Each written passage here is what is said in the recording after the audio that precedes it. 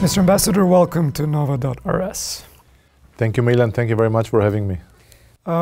We've seen some unfortunately horrific images coming from both Israel and the Gaza Strip and in the last couple of days. One of the most disturbing images that I saw was from a town near Tel Aviv, when people were sitting in a cafe enjoying a nice weather, when suddenly there was a rocket flying from Gaza Strip, fired by Hamas. My question for you first is, what do people in Israel, your family and friends, tell you today? What's it like to live in Israel under conditions like that?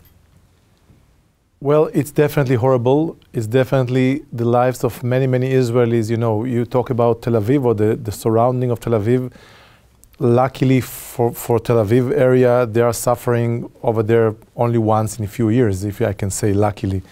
But those who are living just in the outskirts or nearby the Gaza Strip, they are suffering from such situation for the last 15 years. It's unbearable. Can you imagine a child who is now 15 years old who grew up all his life knowing that, and you know, because of the distance in those areas, they have less than 30 seconds to find shelter.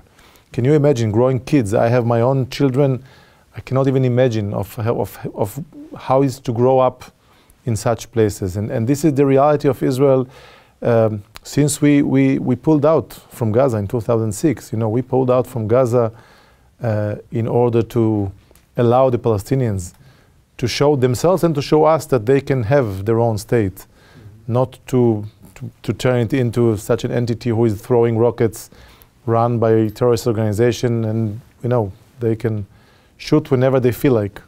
You told me about the kids who grew up with the constant danger of missile attack from Gaza and so on, and also children in Gaza from constant danger of war and destruction. I was a kid when the Israeli-Palestinian conflict was all over the news. And my dad was a kid when the Israeli conflict was all over the news. My question is personally for you. What do you personally, not just as an ambassador, but as a guy from Israel, think, when is this going to end? Is there any hope, specific hope, that it might end at some point and that, you know, the beach in Gaza would be just a beach and maybe people from Serbia would go to, you know, to summer vacation to Gaza? Look, I think the question is when and if there is hope is a different question, or at least I have different answers. Hope, I was a diplomat many years ago in the US, and people used to ask me, how can you still believe them, to the Arabs, to the Palestinians? And I used to say, look, and my son, who is now soldier in our army, not far from Gaza, by the way, and I hope and pray that he will not need to be involved in this ground warfare in Gaza. He was then a baby.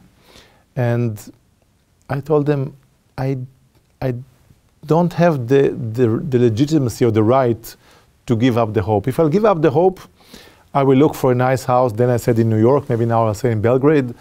I don't want my kids to grow up without a hope that they will be able one day to live in a nice neighborhood, calm, with peaceful relation with our neighbors. And you know, look around, you know, we should not lose the hope, because we are making some progress. We had peaceful relation with 2 Arab countries, now we have with 5, and I hope more and more countries will join. Not to say that we can live happily ever after without solving the Palestinian issue. This is the core of the conflict.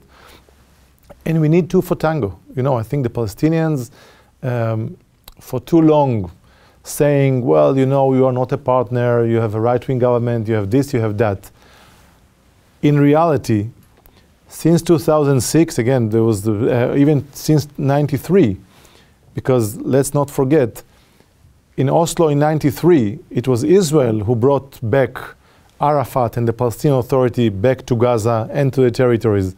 So, you know, people like the Palestinian ambassador and like his government, they were brought back to Gaza by Israel and they were thrown out of Gaza by Hamas. So these are the facts. So you know, there's no other way. You know, the Palestinians can go and bash Israel forever, in the UN, here and there. This will not improve the lives of any of us, but especially not of their own people, as of sitting together with us and talk about peace, because that's the only way out.